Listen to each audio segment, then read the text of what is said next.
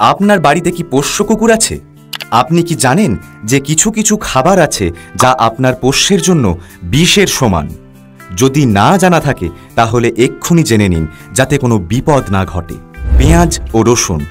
আপনার পোষ্যকে কখনোই কাঁচা পেঁয়াজ বা কাঁচা রসুন খেতে দেবেন না। এতে আপনার পোষ্যটির শরীরে রক্তাল্পতা দেখা দিতে পারে। চকলেট।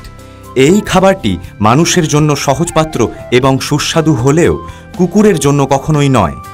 আপনার বাড়ির পোষ্যটিকে ভুল করেও কখনো চকলেট খেতে দেবেন না।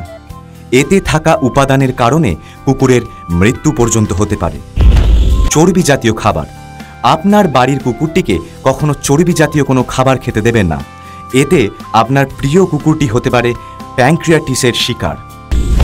কাঁচা মাছ ও মাংস।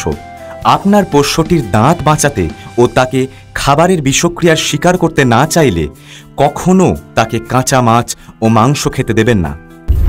অ্যালকোহল অথবা অ্যালকোহল মিশ্রিত কোনো পানীয় আপনার পোষা কুকুরকে দেবেন না। হতে পারে বমি, ডায়রিয়া, এমনকি ঘটতে পারে মৃত্যুও। আঙুর অথবা কিশমিশ। এখনো পর্যন্ত জানা যায়নি যে ঠিক কী কারণে কুকুরকে আঙুর অথবা কিশমিশ খেতে দেওয়া বারণ।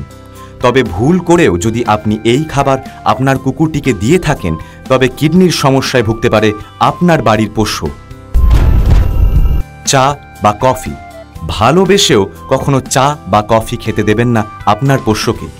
এতে থাকা ক্যাফিন জাতীয় উপাদানের কারণে মৃত্যু পর্যন্ত ঘটতে পারে তার। দুধ বা দুগ্ধজাত খাবার।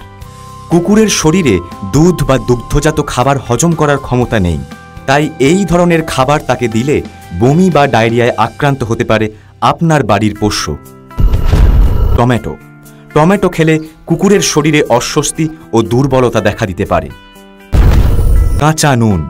কাঁচা নুন খেলে আপনার কুকুরের সোডিয়াম পয়জনিং দেখা দিতে পারে।